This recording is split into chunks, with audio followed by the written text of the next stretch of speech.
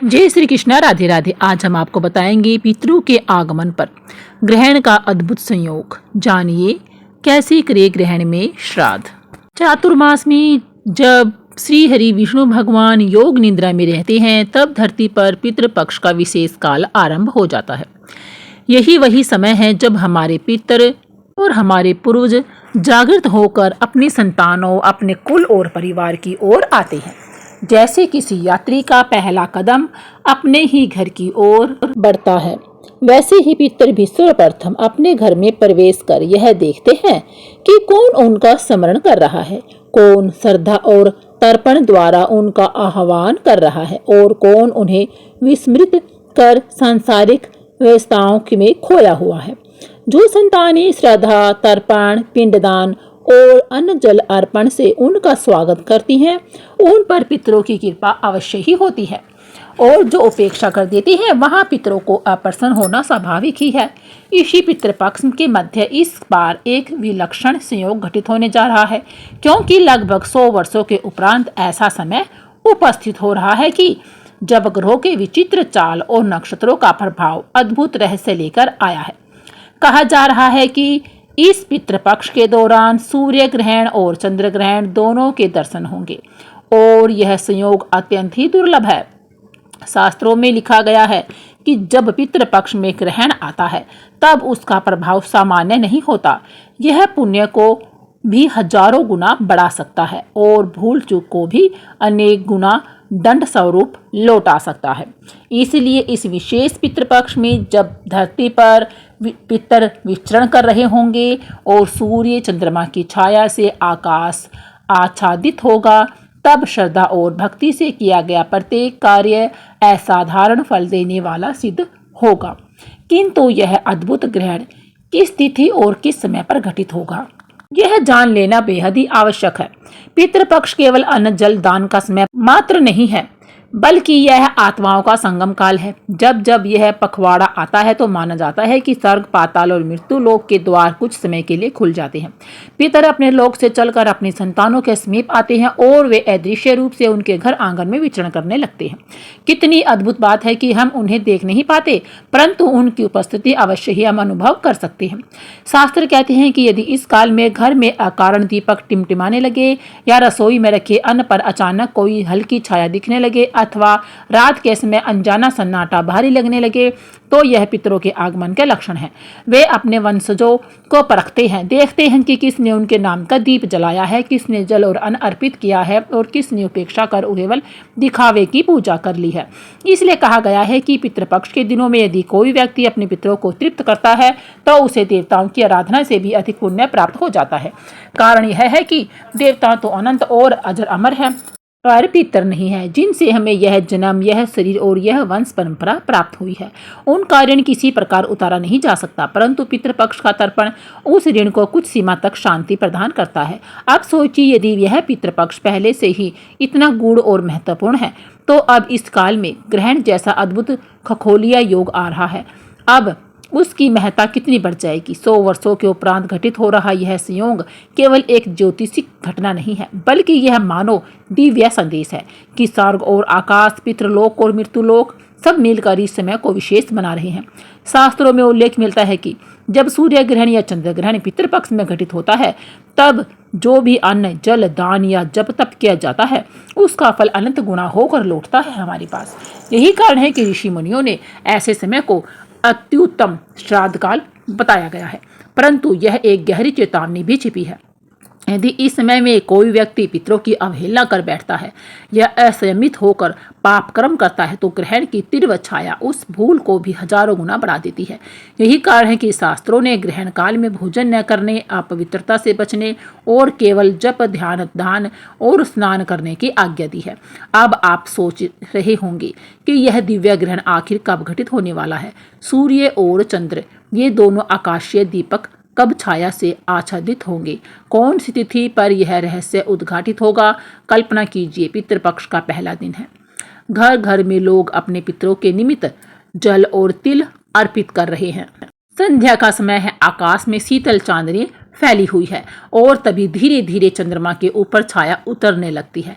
यह है 7 सितंबर 2025 का दिन, जब पितृपक्ष की शुरुआत के साथ ही चंद्र ग्रहण घटेगा। शास्त्र कहते हैं कि चंद्र ग्रहण के समय सूतक काल लगता है, जिसमें सामान्य पूजा पाठ वर्जित होती है, लेकिन पितरों से जुड़े कर्म इसमें अपवाद माने गए हैं। सूतक से पहले यदि आप श्राद्ध कर ले तो वह विशेष फलदायी माना जाता है। ग्रहण के दौरान केवल पितृ मंत्रों का जप, दान करने की ही अनुमति प्रदान की गई है और ग्रहण समाप्त होने के बाद शुद्ध स्नान करके पुनः तर्पण करें। इस समय यदि कोई संतान अपने पितरों के लिए श्राद्ध भाव से दान करे, जैसे अन्न, वस्त्र, जल, तिल, गोदान, तो उसका फल हमें 1000 गुना मिलता है, पितरों तक पहुंचता है। यही कारण है कि ज्योतिषाचार्य ने कहा है कि इस चंद्र ग्रहण को केवल ग्रहण मत समझो, यह पितरों की आत्मा को तीर्थ करने का अद्भुत अवसर है। अब आते हैं पितृपक्ष के अंतिम दिन की ओर, जो होता है सर्वपितृ अमावस्या, यानी वह तिथि जब केवल अपने पितरों का नहीं बल्कि सभी ज्ञात अज्ञात पितरों का स्मरण कर और तर्पण किया जाता है। और उसी दिन है 21 सितंबर 2025 का। वह 21 सितंबर 2025 को सूर्य भी छाया से ढक जाएगा। पितृपक्ष का समापन होगा सूर्य ग्रहण के साथ। सूर्य ग्रहण के समय भी वही नियम लागू होते हैं। ग्रहण के दौरान कोई नया कार्य न करे, शुद्ध स्नान, मंत्र जप और दान पुण्य अवश्य करे। ग्रहण समाप्त होने के बाद ही श्राद्ध और तर्पण करना चाहिए, किंतु चूंकि यह सर्वपितृ अमावस्या है, इसलिए इस दिन का महत्व और भी अधिक बढ़ जाता है। ग्रहण के उपरांत यदि आप पितरों के लिए जल, अन्न और पिंडदान करते हैं तो पितृदोष का निवारण होता है और पूर्वजों की आत्माओं को भी संतुष्टि मिलती है और हमें उनका आशीर्वाद देती हैं। अब सोचिए, एक और पितृपक्ष की शुरुआत चंद्र ग्रहण से हो रही है और अंत सूर्य ग्रहण से। इसका अर्थ है कि पूरा पखवाड़ा एक दिव्य ऊर्जा से घिरा हुआ है। जो लोग श्रद्धा से पितृकर्म करेंगे, उनके लिए यह अवसर उनके वंशजों का मार्ग प्रशस्त करेगा, और जो उपेक्षा करेंगे उनके लिए यह पितृदोष और कठिनाइयां लेकर भी आ सकता है। पितृपक्ष का यह पखवाड़ा केवल कोई साधारण काल नहीं है, यह वह समय है जब अदृश्य रूप से हमारे पितर इस धरा पर उतरते हैं। जब जब कोई संतान अपने पूर्वजों को श्रवण करके अन्न जल अर्पित करती है तो पितर उसी क्षण उस घर के आंगन में और उस थाली के पास उस जलधारा के समीप उपस्थित होते हैं। धार्मिक मान्यताओं के अनुसार पितर अनेक रूपों में प्रकट हो सकते हैं ताकि वे अपने वंशजों के प्रेम और श्रद्धा को स्वीकार कर सके। सबसे पहला और प्रमुख रूप है कौवा। शास्त्रों में कोए को पितरों का दूत भी कहा गया है। पितृपक्ष में जब घर की छत या आंगन में रखा भोजन कोए द्वारा ग्रहण कर लिया जाता है तो माना जाता है कि पितर स्वयं तृप्त हो गए हैं और संतान पर उनकी कृपा बरस रही है। दूसरा संकेत होता है चींटियां। यदि पितृपक्ष के दिनों में घर में लाल चींटियों की संख्या अचानक बढ़ जाए और वे आटे या चीनी पर बैठ जाए तो यह पितरों के आगमन का सूक्ष्म संकेत माना गया है। उन्हें आटा या गुड़ खिलाना अत्यंत ही शुभ फलदायी होता है। तीसरा रूप है गाय और कुत्ता। गाय में समस्त देवी देवताओं का भी वास होता है और कुत्ते को यमराज का दूत माना गया है। इसलिए पितृपक्ष में गाय और कुत्ते को भोजन कराना पितरों को तृप्त करने के समान ही होता है। शास्त्रों में यहाँ तक वर्णन है कि पितर अदृश्य रूप से स्वयं घर में प्रवेश कर यह देखते हैं कि उनके वंशज कौन उन्हें याद कर रहा है और कौन उनकी उपेक्षा कर रहा है। जो श्रद्धा भाव से श्राद्ध, तर्पण और दान करते हैं उनके घर में सुख समृद्धि आती है, पर जो भूल जाते हैं या उपेक्षा करते हैं उनके लिए यह काल कठिनाई उसका कारण भी बन जाता है। यही कारण है कि कहा गया है कि पितरों को प्रसन्न किए बिना देवता भी प्रसन्न नहीं होते। पितृपक्ष की यह कथा यही समाप्त नहीं होती। जिस प्रकार पितरों की कृपा से परिवार में सुख, शांति और समृद्धि आती है, उसी प्रकार उनकी अप्रसन्नता से जीवन में अनेक बाधाएं भी उत्पन्न हो सकती हैं। इसे ही शास्त्रों में पितृदोष कहा गया है। यह दोष तब उत्पन्न होता है जब संतान अपने पूर्वजों को विस्मृत कर देती है, यानी कि भुला देती है और उनके लिए श्राद्ध, तर्पण, दान पुण्य नहीं करती, या फिर किसी कारणवश पितरों की आत्माएं तृप्त नहीं हो पाती। पितृदोष के लक्षण बड़े ही सूक्ष्म हैं किंतु स्पष्ट होते हैं।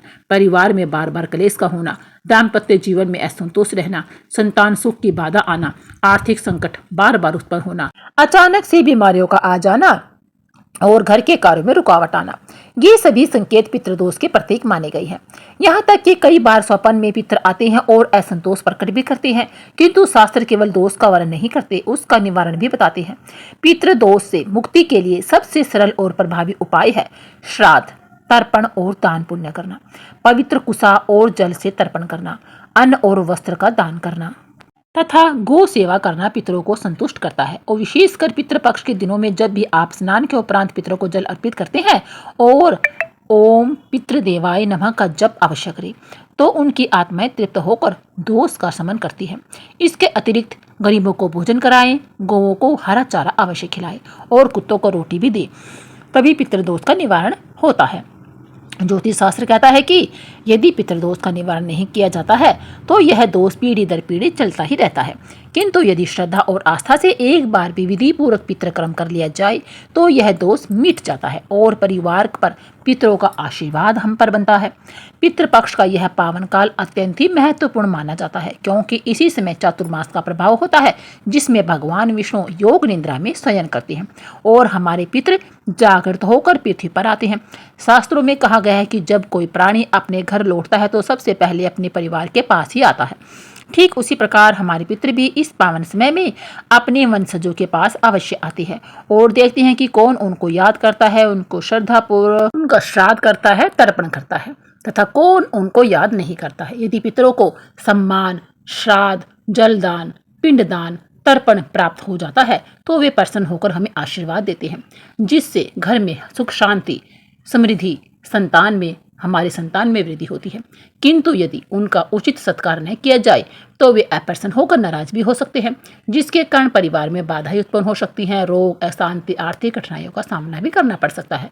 अतः पितृपक्ष के दिनों में श्राद्ध, तर्पण, ब्राह्मण भोजन, गौ सेवा, जलदान, दान पुण्य करना अति ही अनिवार्य होता है, क्योंकि यही सच्ची श्रद्धांजलि और कर्तव्य है हमें अपने पितरों के प्रति निभाना चाहिए। दोस्तों, पितृपक्ष का यह काल केवल एक परंपरा नहीं बल्कि हमारे जीवन का वह महत्वपूर्ण अवसर है जब हम अपने पूर्वजों के प्रति अपनी कृतज्ञता व्यक्त करते हैं। जैसे वृक्ष अपनी जड़ों से शक्ति प्राप्त करता है, ठीक वैसे ही हमारा जीवन भी पितरों की कृपा और आशीर्वाद से पुष्ट होता है। आइए इस पावन अवसर पर श्रद्धा और भक्ति भाव से श्राद्ध, तर्पण, दान पुण्य करके अपने पितरों को संतुष्ट करें, ताकि वे प्रसन्न होकर हमारे जीवन को सुख, शांति और समृद्धि से परिपूर्ण कर दे। पितृदेवों की कृपा से हमारे परिवार में सदैव आनंद और मंगलमय का वातावरण बना रहे। आप सभी को यह जानकारी कैसी लगी हमें कमेंट बॉक्स में जरूर बताइए। लाइक करें, शेयर करें, सब्सक्राइब जरूर करें। बोलिए जय श्री कृष्णा, राधे राधे। ओम नमो भगवते वासुदेवाय, नमो नमः।